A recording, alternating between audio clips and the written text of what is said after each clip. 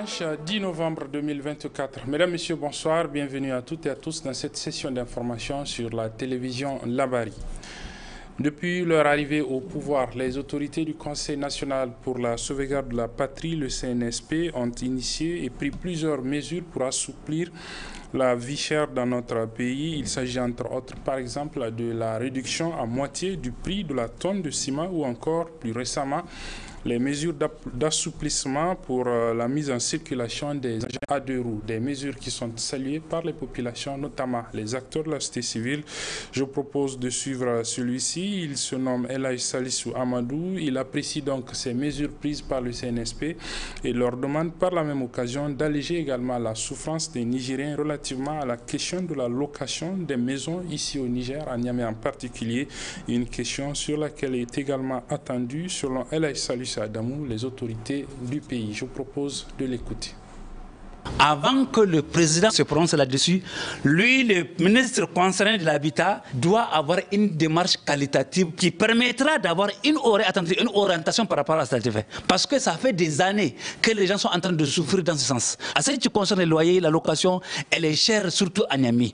Aujourd'hui, tu prends un citadin moyen, même par ailleurs, quel que soit le montant qu'il touche dans le mois, ça veut dire que les 60 ou 70% sont partis dans la location. Et maintenant, sans compter aujourd'hui le déplacement, qui est un calvaire aujourd'hui au niveau de Niamey. Tant que ça veut dire que tu n'as pas de quoi vivre, tu n'as pas de quoi assurer la santé de ta famille, mais c'est un problème. La démarche, elle concerne tout un chacun. Par exemple, quand on voulait en fait réduire sur la taxation de la douane à ce qui concerne les plaques ou le douanement, on a invité les personnes requises. Donc nous pensons que même pour la location, on doit faire la même démarche. Même si le gouvernement a une bonne volonté, mais il faut que ce soit traduit dans les faits. Il faut que chacun se sente qu'il y a un minimum, il y a un changement de qualité et que maintenant ça veut dire que le gouvernement en place se sent soucier de l'avenir de la population. Donc c'est dans ce cadre que nous on interpelle les gouvernants et les gouvernés pour s'asseoir, avoir une politique qui nous permettra de voir clair et que chacun trouve son compte à tous les niveaux. Ça là, nous voulons que travailler la main dans la main et que les unions sacrées comme on le fait. Vous avez vu, en fait, dès qu'on fait un claque de doigt,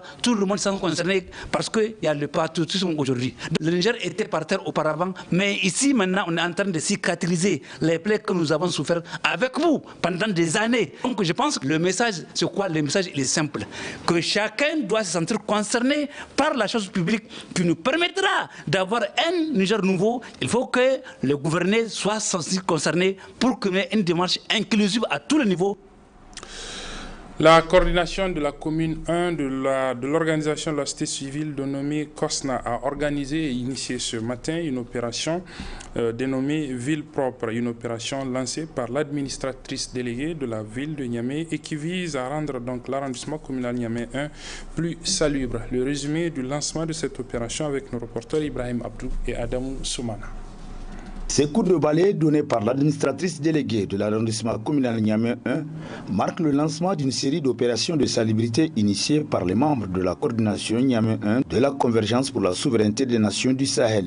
Une opération entamée tôt en cette matinée dominicale pour démontrer la détermination de ces jeunes à rendre salubre leur commune pour le mieux-être de la population. Toute chose qui est la première responsable de l'arrondissement communal a vivement loué tout en exhortant les autres jeunes à leur emboîter les pas. C'est une activité louable.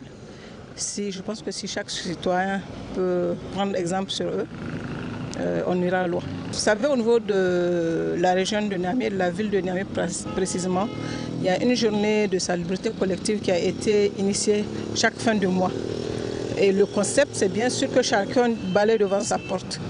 Et donc j'en appelle à la jeunesse pour prendre exemple. Vraiment, on a besoin de chaque jeune, si je peux dire chaque citoyen, pour qu'on puisse avancer. Sinon, si on n'est pas appuyé, je pense qu'on ne peut pas mener à bien cette initiative.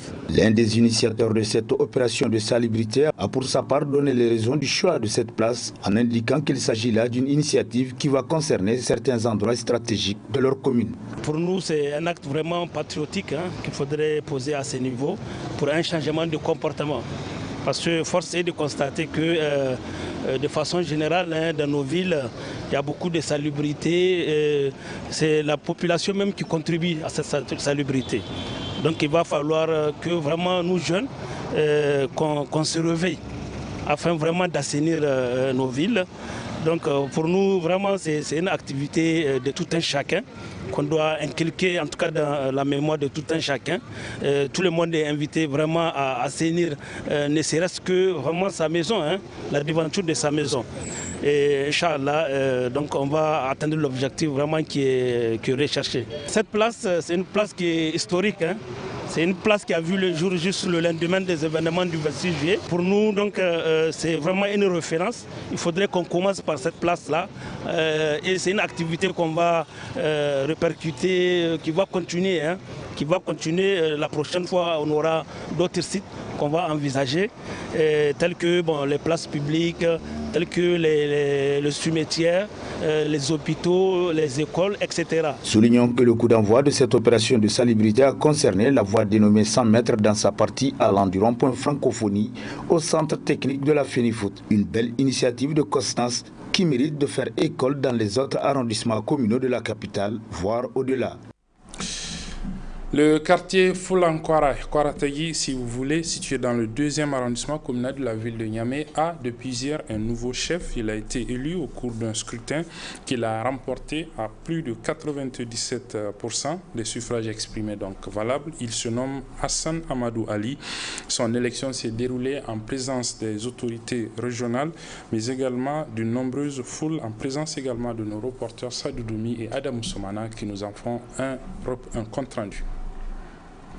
Par cette mobilisation massive qui se passe de tout commentaire, la population du quartier Fulankwara Kwaratagi de la capitale témoigne de son attachement à la vie de la communauté qui est la sienne. Et quoi de plus normal, surtout quand il s'agit du choix de celui qui aura en charge la destinée du quartier à l'image de la présente cérémonie. Présent pour la circonstance, le secrétaire général du gouvernorat de la région de Niamey a de prime abord transmis les chaleureuses salutations du gouverneur à l'assistance, tout en émettant le vœu de voir ce processus se dérouler dans la transparence et la quiétude sociale pour le bonheur de l'ensemble de la population. Un vœu du premier responsable de la région auquel la population a répondu favorablement durant le déroulement de l'élection de leur chef, qui a enregistré un seul candidat à la personne de Hassan Amadou Ali, plus connu sous le nom de Hassan Diallo Biramou. Ainsi, sur 1395 inscrits, l'on a enregistré 421 votants, sur lesquels 412 en faveur de l'unique candidat et 9 bulletins blancs ou nuls. À l'issue de ces dépouillements, le secrétaire général du gouvernorat de Niamey s'est d'abord félicité du bon déroulement de ce scrutin dont il a été témoin et par la suite prodigué des sages conseils. Le candidat Hassan Amadou Ali, ayant justement obtenu ses 412 bulletins jaunes de voix, est déclaré élu chef de quartier de Fulankwara Kwaratagi. Je vous remercie. Donc, avant de passer la parole pour reprendre la même chose en langue, je vais d'abord devoir féliciter toute la communauté qui était là depuis ce matin dans une ambiance bon enfant. Avant de féliciter le chef élu, je rends tous mes hommages aux forces de sécurité et de défense, la police, la gendarmerie, qui n'ont ménagé aucun effort pour le bon déroulement de cette élection. Quant au chef nouvellement élu, nous lui demandons de faire preuve d'équité. C'est à lui de faire en sorte qu'il y ait la cohésion, l'unité et la sécurité.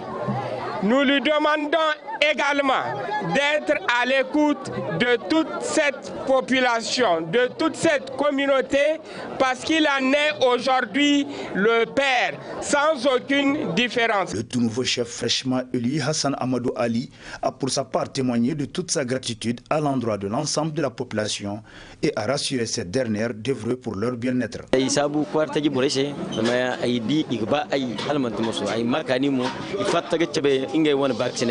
ininge vaccine ca bayse ay moy gon wari irko meno bine kan iman goronde kan goronde da iman tarai ipi ay sabise bere gedo basuba kwarta jibore hun kuna ay makani ay sabunde fondo go yang toido. La population de Kwaratagi vient de me témoigner l'amour qu'elle porte à ma modeste personne. Et je prie Allah le Tout-Puissant pour qu'il me donne la force de ne pas trahir leur confiance. Je compte beaucoup sur toute la population afin de m'accompagner dans l'accomplissement de ma nouvelle mission.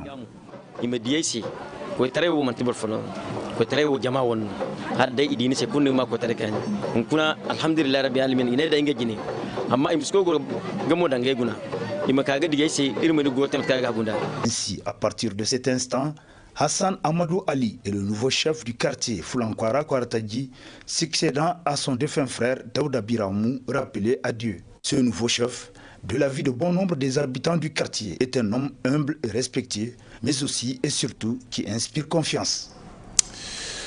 Un mot de santé pour refermer ce journal avec la suite de la série d'éclairage initiée par la télévision Labari sur la maladie de la lèpre. Aujourd'hui, le coordonnateur national de la lutte contre la lèpre au Niger, Dr Gado Moussa, nous parle des traitements du traitement plutôt de cette maladie qui est donc la lèpre. Je vous propose de l'écouter.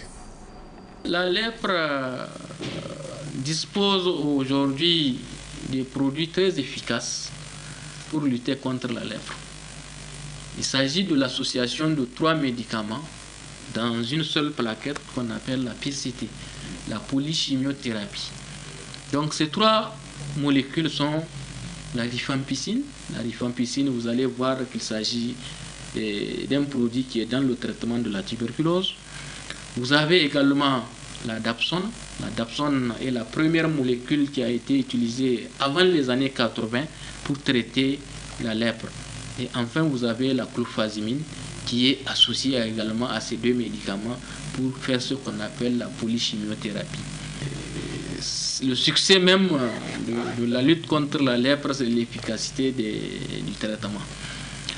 Le traitement est très efficace. Ce traitement est disponible aux besoins dans toutes les formations sanitaires et ce traitement est gratuit. Donc, il s'agit de l'association de ces 3 produits-là qu'on prend en fonction de la forme de lèpre. Parce que vous avez, pour imposer le traitement à un malade, il faut préciser la forme de lèpre. En fonction de la forme de lèpre, va déterminer la durée du traitement aussi. Pour une forme paucibacillaire, c'est-à-dire c'est un malade qui a très peu de bacilles dans son organisme.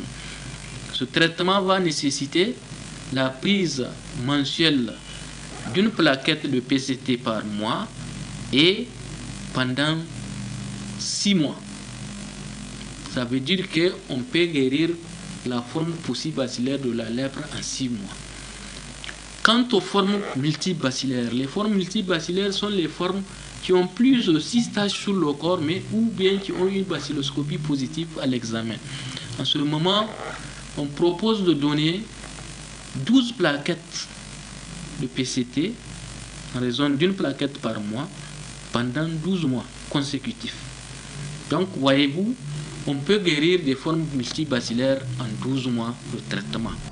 Voilà, c'était donc le docteur Gado Moussa, coordonnateur national du programme de lutte contre la lèpre ici au Niger. Il nous expliquait donc les traitements de cette maladie dans le cadre d'une série initiée par la télévision Labari sur cette maladie. Et c'est sur ce que se referme cette édition, mesdames et messieurs.